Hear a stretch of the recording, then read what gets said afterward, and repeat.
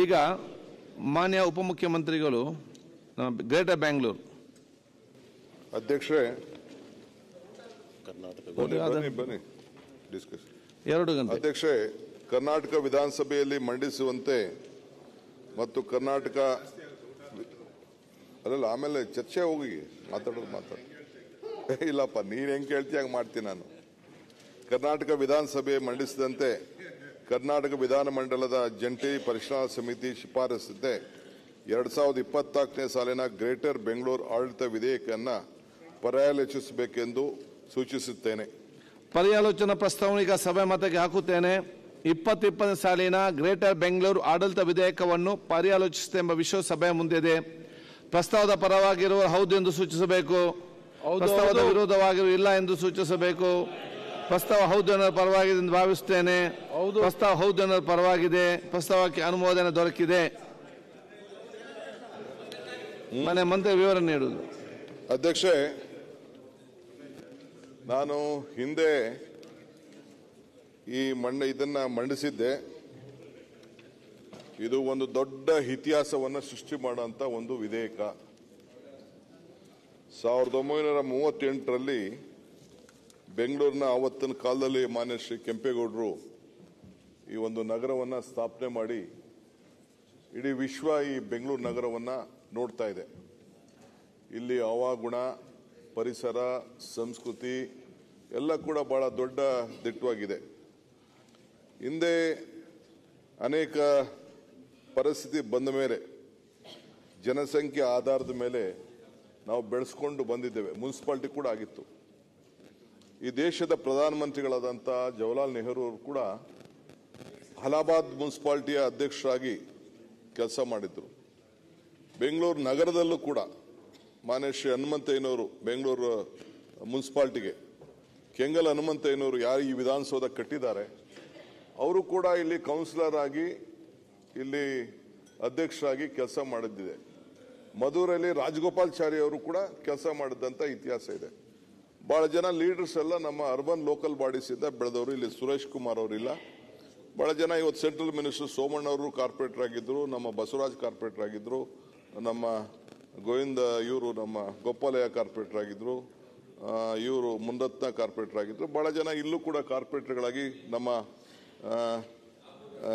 ರಾಮಲಿಂಗಾರೆಡ್ಡಿ ಅವರು, ರಾಮಮೂರ್ತಿ ಎಲ್ಲ ಕಾರ್ಪೊರೇಟರ್ಗಳಾಗಿ ಬೆಳ್ಕೊಂಡು ಬಂದಿದ್ದಾರೆ.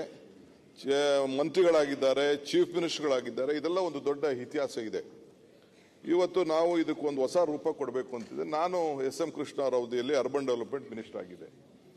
ಆಗ ಯಲಹಂಕ ನಮ್ಮ ಹೆಬ್ಬಾಳ್ ಬಾರ್ಡ್ರಿಂದ ಹಿಡಿದು ಈ ಕಡೆ ರಾಜರಾಜೇಶ್ವರಿ ಎಲ್ಲ ಅದೆಲ್ಲ ಹೆಬ್ಬಾಳ್ ಆದಮೇಲೆ ಅದೆಲ್ಲ ನನ್ನ ಅರ್ಬನ್ ಡೆವಲಪ್ಮೆಂಟ್ಗೆ ಸೇರ್ತಿತ್ತು. ಈಗೇನು ನಮ್ಮ ಇವರು ಇದ್ದಾರೆ, ಮಂತ್ರಿ ಇದ್ದಾರೆ ನಮ್ಮ ಸುರೇಶ್ ಅವರು, ಆ ಇಲಾಖೆ ನನಗಿತ್ತು. ಬಟ್ ಆ ವ್ಯಾಪ್ತಿ ಸ್ವಲ್ಪ ಜಾಸ್ತಿ ಇತ್ತು.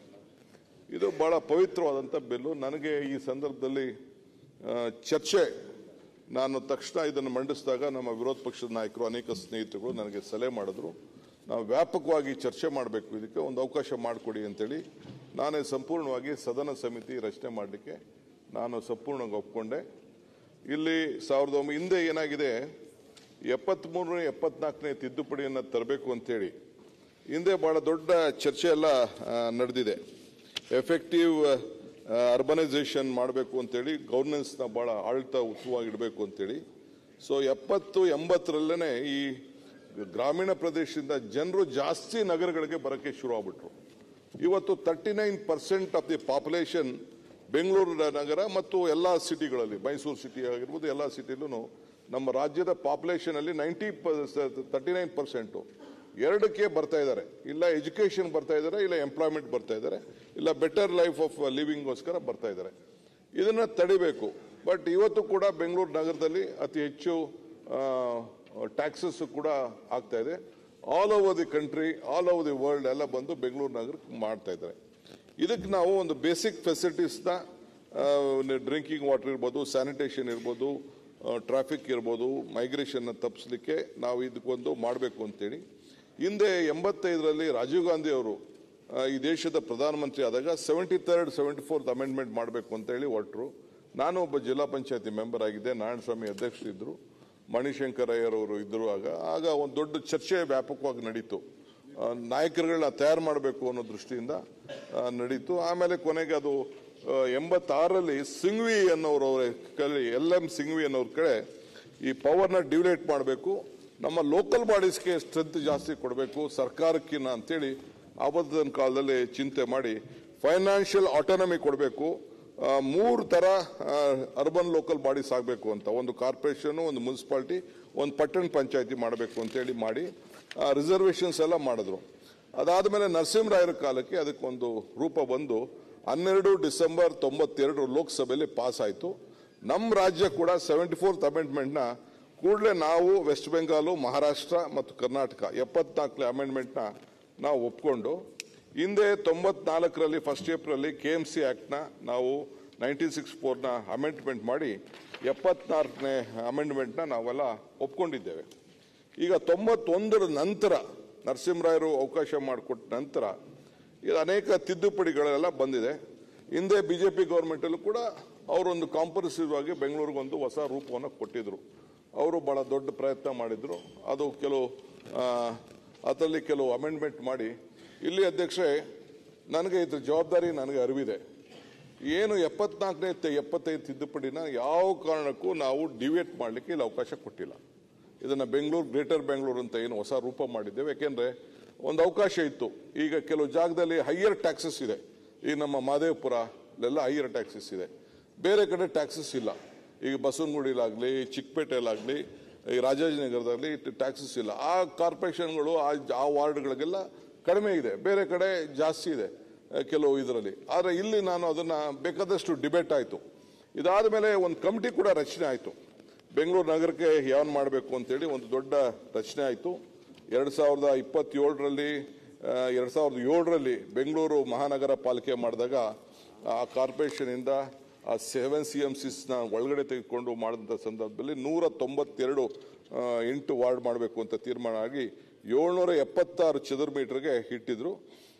ಈಗ ಜನಸಂಖ್ಯೆ ಆವತ್ತಿನ ಕಾಲದಲ್ಲಿ ನಾನಿದ್ದಾಗ 70 ಲಕ್ಷ ಇತ್ತು, ಇವತ್ತು 1.4 ಕೋಟಿ ಇದೆ. ಬೆಂಗಳೂರು ನಗರದಲ್ಲೇ 1,05,00,000 ವಾಹನಗಳು ಇವತ್ತು ಇಲ್ಲಿ ರಿಜಿಸ್ಟ್ರೇಷನ್ ಆಗಿ ಇಲ್ಲಿ ಟ್ರಾನ್ಸ್ಫರ್ ನಡೀತಾ ಇದೆ. ಇದನ್ನ ಏನಾದ್ರು ಮಾಡಿ ಬದಲಾವಣೆ ಮಾಡಬೇಕು ಅಂತೇಳಿ BJP ಗೌರ್ಮೆಂಟ್ ಅಲ್ಲಿ 2021 ವಿಶೇಷವಾದಂತ ಒಂದು ಕಾನೂನನ್ನ ತೆಗೆದುಕೊಂಡು ಬಂದು ಒಂದು ಅಮೆಂಡ್ಮೆಂಟ್ ಮಾಡಿದ್ರು. ಅದಕ್ಕೆ ಏಜೆನ್ಸಿಗಳ ಜೊತೆ ಸಮನ್ವಯ ತರಬೇಕು ಅಂತೇಳಿ ಎಲ್ಲ ಮಾಡಿದ್ರು. ಆಮೇಲೆ ಅದಾದ್ಮೇಲೆ ಒಂದು ರೀಸ್ಟ್ರಕ್ಚರಿಂಗ್ಗೋಸ್ಕರ ಹಿಂದೆ ಕೂಡ ಒಂದು BS ಪಾಟೀಲ್ ಅವರ ನೇತೃತ್ವದಲ್ಲಿ ಸಿದ್ದಯ್ಯನವರು ಮತ್ತು ರವಿಚಂದ್ರನ್ ಅವರು ಒಬ್ಬ ನಗರ ತಜ್ಞರ ಜೊತೆಯಲ್ಲಿ ಒಂದು ಕಮಿಟಿ ಕೂಡ ಆಯಿತು. ಅವರು ಕೂಡ ಬೇಕಾದಷ್ಟೆಲ್ಲ ಮಾಡಿದ್ರು. ಸೊ ಅನೇಕ 15 ಸಂಸ್ಥೆಗಳು ಅದಕ್ಕೆ ಅಭಿಪ್ರಾಯನ ಕೊಡಲಿಕ್ಕೆ ಅವಕಾಶ ಆಯಿತು. ಸುಮಾರು 1,000ಕ್ಕೂ ಹೆಚ್ಚು ನಾಗರಿಕರುಗಳನ್ನ ಒಳಗೊಂಡು ಸಭೆಯನ್ನು ನಡೆಸಿ ರಿಆರ್ಗನೈಸೇಷನ್ ಬಗ್ಗೆ ಒಂದು ವರದಿಯನ್ನು ಕೂಡ ಕೊಟ್ಟರು. ಒಂದು ಪ್ಲಾನಿಂಗ್ ಏನು ಮಾಡಬೇಕು, ಸೆಪ್ಟಿಕ್ ಪ್ಲಾನಿಂಗ್ ಯಾವ ರೀತಿ ಇರಬೇಕು, ಮುನ್ಸಿಪಲೈಸೇಷನ್ ಸ್ಟ್ರಾಟಜಿ ಏನಿರಬೇಕು, ಲ್ಯಾಂಡ್ ಪ್ರೊಕ್ಯೂರ್ಮೆಂಟು ಮೆಕ್ಯಾನಿಸಮ್ ಏನು ಮಾಡಬೇಕು, ಫ್ರೇಮ್ವರ್ಕ್ ಯಾವ ರೀತಿ ಕ್ರಿಯೇಟ್ ಮಾಡಬೇಕು ಆನ್ ಸೆಪ್ಟಿಕಲ್ ಇನ್ಫಾರ್ಮೇಷನ್ ಸೆಂಟರ್ಸ್ ಅಂತೇಳಿ ಮಾಡಿದ್ರು. ಸೊ ನಾವು ಈಗ 2023ರಲ್ಲಿ ಇದೊಂದು ಬ್ರ್ಯಾಂಡ್ ಬೆಂಗಳೂರು ಅಂತೇಳಿ ಒಂದು ಕಮಿಟಿ, ಇನ್ನೊಂದು ಕಮಿಟಿ ರಚನೆ ಮಾಡಿದ್ರು. BS ಪಾಟೀಲ್, ರಾಜೀವ್ ಗೌಡ್ರು, ರವಿಚಂದ್ರನ್ ಅವರೆಲ್ಲ ಸೇರಿ ಇದ್ರ ಬಗ್ಗೆ ಏನು ಮಾಡ್ಬೋದು ಅಂತ ಕೇಳಿ ಮಾಡಿ ಇಲ್ಲಿಗೇನಾದ್ರು ಒಂದು ರೂಪ ಕೊಡಬೇಕು ಅಂತೇಳಿ ಮಾಡಿ ಮಂಡಿಸ್ದೆ. ಆಗ ನಮ್ಮ ವಿರೋಧ ಪಕ್ಷದ ನಾಯಕರು ನನಗೊಂದು ಸಲಹೆ ಕೊಟ್ಟರು, ಇಲ್ಲ ವ್ಯಾಪಕವಾಗಿ ಚರ್ಚೆ ಆಗಬೇಕು ಇದ್ರ ಬಗ್ಗೆ, let N house committee be formed ಅಂತ. ನಾನು ತಕರಾರು ಮಾಡೋಕ್ಕೆ, ಯಾಕೆಂದರೆ ಬೆಂಗಳೂರು ನಂದಲ್ಲ, ಬೆಂಗಳೂರು ನಮ್ದೆಲ್ಲರದು ಕೂಡ. ದೋ is A heart of every one, ಎಲ್ಲರ ಹೃದಯ ಬೆಂಗಳೂರು. ಇಲ್ಲಿ ನಮ್ಮ ಕೇಂದ್ರ ಮಾಡಬೇಕು, ಬರೀ ಬೆಂಗಳೂರು ಒಬ್ಬರೇ ಅಲ್ಲ, ಎಲ್ಲರೂ ಇದ್ರ ಬಗ್ಗೆ ವಾಯ್ಸ್ ಹೇಳಬೇಕು. ರೈಟೋ ರಾಂಗೋ ನಾವೆಲ್ಲ ರಾಜಕಾರಣ, ನಾನು ಹಳ್ಳಿಯಿಂದ ಬಂದವನು, ಆದರೂ ಕೂಡ ನನ್ನ ಎಜುಕೇಷನ್ ಎಲ್ಲ ಇಲ್ಲೇ ನಡೆದಿದ್ದು. ಫಸ್ಟ್ ಸ್ಟ್ಯಾಂಡರ್ಡ್ ಇಂದ ಹಿಡಿದು ಅಲ್ಲೆಲ್ಲ ಓದಿದೆ ಅಷ್ಟೇ, 1-2 ವರ್ಷ. ತಿರ್ಗಾ ಇಲ್ಲಿ ಬಂದು ಬೆಂಗಳೂರು ಬಂದು ಸೇರ್ಕೊಂಡವನೆ, ವಾಪಸ್ ಹೋಗಲೇ ಇಲ್ಲ. ಅಂಥವ್ರು ನಮ್ಮಂಥವ್ರು ನಿಮ್ಮಂಥವ್ರು ಭಾಳ ಜನ ಇಲ್ಲಿ ಇದ್ದೀರಿ. ಇಲ್ಲ ನೀವು ಅಲ್ಲಿದ್ದೀರ ಬಿಡಿ, ಬೇರೆಯವರೆಲ್ಲ ನಾವೆಲ್ಲ ಬಂದು ಬೆಂಗಳೂರು ಸೇರ್ಕೊಂಡವರು. ನಾವು ನಮ್ಮ ಅಶ್ವಥ್ ನಾರಾಯಣ ಅಷ್ಟೇ, ಅವರೆಲ್ಲ ಮಾಗಡಿ ಅಲ್ಲ ನೀವು ಮೂಲ, ಇಲ್ಲಿ ಬಂದು ಸೇರ್ಕೊಂಡಿದ್ದಾರೆ. ಹಂಗೆ ಭಾಳ ಜನ ಎಲ್ಲ ಬಂದೆಲ್ಲ ಸೇರ್ಕೊಬಿಟ್ಟಿದ್ದಾರೆ. ಏನು ಮಾಡೋಕ್ಕಾಗಲ್ಲ, ಇಲ್ಲಿ ಹವಾ ನೀರು, ಕಾವೇರಿ ನೀರು, ಪ್ರಕೃತಿ ಎಲ್ಲ ಭಾಳ ಚೆನ್ನಾಗಿದೆ ಅಂತೇಳಿ ನಾವು ಯಾರು ಹೋಗ್ತಾ ಇಲ್ಲ. ಸೊ ಹಂಗೆ ಇವಂತೂ ನಮ್ಮ ಕಮಿಟಿ ಫಾರ್ಮೇಷನ್ ಮಾಡ್ದೋ ನಾವು. ರಿಜ್ವಾನ್ ಅವರು, ಐ ಶುಡ್ ಕಂಗ್ರಾಚುಲೇಟ್ ಟೀಮ್, ಅವ್ರ ಟೀಮ್ ಅತಿ ಉತ್ತಮವಾಗಿ ಸುಮಾರು 15 ಮೇಲೆ ಮೀಟಿಂಗ್ ಮಾಡಿದ್ದಾರೆ. ನಮ್ಮ ಹ್ಯಾರಿಸ್ ಅವರು, ಶಿವಣ್ಣ ಅವರು, S T Somashekhar, Priya Krishna, A C Srinivasu, Suresh Kumar ಅವರು, ಎಸ್ ಆರ್ ವಿಶ್ವನಾಥ್ರವರು, ರಘುರವರು ಸದಸ್ಯರು, ಜಿ ಟಿ ದೇವೇಗೌಡರು, ಪುಟ್ಟಣ್ಣವರು, ಗೋಪಿನಾಥ್ರವರು, ಯುಗೌಡರು ಇವರೆಲ್ಲ ಸೇರಿ ಮೆಂಬರ್ಸ್ ಆಗಿದ್ರು. ನೀವು ನನ್ಗೆ ಕೇಳ್ದೆ ನಾನು ಲಾ ಮಿನಿಸ್ಟರ್ ಬೇರೆ ಕಮಿಟಿಗೆ ಹಾಕ್ಬಿಟ್ಟಿದ್ರಿ. ನಾವು ಮಂತ್ರಿಗಳಾಗಿ ಅಲ್ಲಿ ಹೋಗೋದು ಸರಿ ಇಲ್ಲ ಅಂತ I did not participate in that committee being A minister it is not right ಅಂತೇಳಿ ನಾನು ಅಲ್ಲಿಗೆ ಹೋಗಲಿಲ್ಲ. ಸೊ ಭಾಳ ದೊಡ್ಡ ಪ್ರಯತ್ನ ಮಾಡಿ ಕೊಟ್ಟಿದ್ದಾರೆ ಅಧ್ಯಕ್ಷರೇ. ಇಲ್ಲಿ ದೊಡ್ಡ ವ್ಯಾಪಕವಾದಂಥ ಆಮೇಲೆ ಸಾರ್ವಜನಿಕರ ಅಭಿಪ್ರಾಯ ಕೂಡ ಪಡಲಾಗಿದೆ, ಟೆಕ್ನಿಕಲ್ ಎಕ್ಸ್ಪರ್ಟ್ಸ್ ಪಡಲಾಗಿದೆ, ಒಪಿನಿಯನ್ ಮಾಡಲಾಗಿದೆ. ಬೇಕಾದಷ್ಟು ಬೊಮ್ಮನಹಳ್ಳಿಲಿ ಒಂದು ಇದನ್ನಾಗಿದೆ, ಮೀಟಿಂಗ್ ಆಗಿದೆ, ಮಹಾದೇವಪುರದಲ್ಲಾಗಿದೆ, ಬೇರೆ ಬೇರೆ ಕಡೆ ಎಲ್ಲ ಕೂಡ ಮೀಟಿಂಗ್ ಆಗಿದೆ. ಕೆಲವು ಕಡೆ ಸೋಮಶೇಖರ್ ಪಾರ್ಟಿಸಿಪೇಟ್ ಮಾಡಿದ್ದಾರೆ, ಕೆಲವು ಕಡೆ ನಾಗರಾಜ್ ಯಾದವ್ ಮಾಡಿದ್ದಾರೆ, ಗೌತಮ್ ಕುಮಾರ್ ಅಂತ ಮಾಜಿ ಮೇಯರ್ ಅವರು ಕೂಡ ಮಾಡಿದ್ದಾರೆ. ಸೊ ಎಲ್ಲರೂ ಕೂಡ ಭಾಳ ಜನ ಎಲ್ಲ ಪಾರ್ಟಿಸಿಪೇಟ್ ಮಾಡಿ ಅನೇಕ ಹರೀಶ್ ಅಂತ ಮಾಜಿ ಉಪಮೇಯರ್ ಅವ್ರು ಮಾಡಿದ್ದಾರೆ, ರಮೇಶ್ ಮಾಜಿ ವಿಧಾನ ಪರಿಷತ್ ಸದಸ್ಯ ಅವರು ಮಾಡಿದ್ದಾರೆ, ಸರವಣ ಮಾಡಿದ್ದಾರೆ, ಉದಯ್ ಗರುಡಾಚಾರ್ ಮಾಡಿದ್ದಾರೆ, ಒಂದು ಕಡೆ ಎಂ ಕೃಷ್ಣಪ್ಪನವ್ರು ಮಾಡಿದ್ದಾರೆ, ಸತೀಶ್ ರೆಡ್ಡಿ ಅವರು ಮಾಡಿದ್ದಾರೆ. ಸೊ ಎಲ್ಲ ಭಾಳ ಪಾರ್ಟಿಸಿಪೇಟ್ ಮಾಡಿದ್ದಾರೆ. ಈಗ ಒಂದು ವರದಿಯನ್ನು ಕೂಡ ಅವರು ಕೊಟ್ಟಿದ್ದಾರೆ. ಈಗ ವರದಿಯಲ್ಲಿ ನಾನು ಇಲ್ಲಿ ಮಂಡಿಸಿದ್ದೀನಿ. But still I want all political parties ಇದರಲ್ಲಿ ಏನಾದ್ರು ತಪ್ಪು ಮಾಡಿದ್ರು ಈಗ ಕೂಡ ನಾವು I am committed to it. Because ಇದಕ್ಕೆ ಒಂದು ವ್ಯಾಪಕವಾಗಿ ಅವ್ರಿಗೆ ಶಕ್ತಿ ಸಿಕ್ಕಬೇಕಿಲ್ಲ. ಏನಾಗ್ತದೆ ಇಲ್ಲಿ 1ರಿಂದ 7ವರೆಗೂ ಮಾಡಬೇಕು ಅಂತಿದೆ. 7 ಮಾಡಬೇಕು ಅಂತಲ್ಲ, for tomorrow's benefit we are thinking. But ಇಲ್ಲಿ ಅಡ್ಮಿನಿಸ್ಟ್ರೇಷನ್ ಭಾಳ ವೀಕ್ ಆಗ್ತದೆ. ಒಬ್ಬ ಕಾರ್ಪೊರೇಷನ್ ಕಮಿಷನರ್ ಕೈಲಿ, ಒಬ್ಬ ಚೀಫ್ ಇಂಜಿನಿಯರ್ ಕೈಲಿ ಇದನ್ನ ಮ್ಯಾನೇಜ್ ಮಾಡಲಿಕ್ಕೆ ಇದು ಭಾಳ ಕಷ್ಟ ಆಗ್ತಾ ಇದೆ. ಸೊ ಈ ಹಿನ್ನೆಲೆಯಲ್ಲಿ ನಾವು 1ರಿಂದ 7 ಮಾಡಬೇಕು ಅಂತ ಹೇಳಿದ್ದೇವೆ. ಆಮೇಲೆ ಕಮಿಟಿಗಳು ಮಾಡಿದ್ದೇವೆ. MLAಗಳು ಲೋಕಲ್ ಕಾನ್ಸ್ಟಿಟ್ಯೂನ್ಸಿಲಿ ಆ MLAಗಳಿಗೆ ಸ್ವಲ್ಪ ಗ್ರಿಪ್ ಇರಬೇಕು, ವಾರ್ಡ್ ಕಮಿಟಿಗಳಾಗಬೇಕು, ಅಲ್ಲಿ ರೆಪ್ರೆಸೆಂಟೇಷನ್ ಆಗಬೇಕು. ಈ ಗ್ರೇಟರ್ ಬ್ಯಾಂಗ್ಳೂರ್ ಕಮಿಟಿಲಿ all will be the member of this greater committee. ಆಮೇಲೆ ಮಿಕ್ಕಿದ ಕಾರ್ಪೊರೇಷನ್ ಏನು ಒಂದು ಅವಕಾಶ ಇದೆ ಆ ಸ್ಟ್ರಕ್ಚರ್ನ ನಾವು ಚೇಂಜ್ ಮಾಡಕ್ಕೆ ಹೋಗ್ತಾ ಇಲ್ಲ. ಆ ಸ್ಟ್ರಕ್ಚರ್ ಏನಿದೆ ಆ ಸ್ಟ್ರಕ್ಚರ್ ಹಂಗಿದೆ. ಸೊ ಅವರು ಚೀಫ್ ಮಿನಿಸ್ಟ್ರಿಲಿ ಅಧ್ಯಕ್ಷರಾಗಿರ್ತಾರೆ, ಯಾರು ಡಿಸ್ಟ್ರಿಕ್ಟ್ ಮಿನಿಸ್ಟ್ರಿ ಇನ್ಚಾರ್ಜ್ ಇರ್ತಾರೆ ಅವರು ಅದಕ್ಕೆ ವೈಸ್ ಚೇರ್ಮನ್ ಆಗಿರ್ತಾರೆ. ಮಿಕ್ಕಿದೆಲ್ಲ ಸಂಬಂಧಪಟ್ಟಂತ ಬೆಂಗಳೂರು ನಗರಕ್ಕೆ ಸೇರಿದಂಥ ಮಿನಿಸ್ಟರ್ಸ್ ಇರ್ತಾರೆ, MLAs ಯಾರು ಎಲೆಕ್ಟ್ ಆಗಿದ್ದಾರೆ, ಆಮೇಲೆ MPs ಯಾರಿದ್ದಾರೆ ಅವರು ಕೂಡ ಇದಕ್ಕೆ ಮೆಂಬರ್ ಆಗಿರ್ತಾರೆ. ಆ ಕಾರ್ಪೊರೇಷನ್ಗಳಲ್ಲಿ ಏನಿದೆ ಈಗೇನು ಸಿಸ್ಟಮ್ ಇದೆ, ಈಗೇನು ಹಾಲಿ ಏನು ಸಿಸ್ಟಮ್ ಇದೆ ಆ ಸಿಸ್ಟಮ್ನ ನಾವು ಚೇಂಜ್ ಮಾಡೋಕ್ಕೆ ಹೋಗಿಲ್ಲ. ಅದೇ ಸಿಸ್ಟಮ್ನ ನಾವು ಈ ಸಂದರ್ಭದಲ್ಲಿ ನಾವು ಮಾಡಿದ್ದೇವೆ. ಆಮೇಲೆ ಇದನ್ನ ಟ್ಯಾಕ್ಸೇಷನ್ ಕೂಡ ಏನು ಹಿಂದೆ ಏನು ದೆಹಲಿಯವರು ಕೂಡ ಕೆಲವು ಸೂಚನೆಗಳನ್ನು ಕೊಟ್ಟಿದ್ದಾರೆ ಯಾವ ರೀತಿ ಟ್ಯಾಕ್ಸೇಷನ್ ಮಾಡಬೇಕು ಅಂತ. ಹಿಂದೆ ಏನಿತ್ತು ಕೆಲವನ್ನ ನಾನು ಅಮೆಂಡ್ಮೆಂಟ್ ಕೂಡ ಮಾಡಿದೆ ನಾನು, ಅದು ಕೂಡ ಕೆಲವು ಸಂದರ್ಭದಲ್ಲಿ ಅದನ್ನು ಕೂಡ ಇಟ್ಟಿದ್ದೇವೆ. ಏನೇನು ಎಸೆನ್ಷಿಯಲ್ ಇದಕ್ಕೆ ಬರಬೇಕು ಅಂತೇಳಿ ಇಲ್ಲಿ ಮುಖ್ಯವಾಗಿ ಈ ಗ್ರೇಟರ್ ಬೆಂಗಳೂರು ಅಥಾರಿಟಿಗೆ we have involved this police also.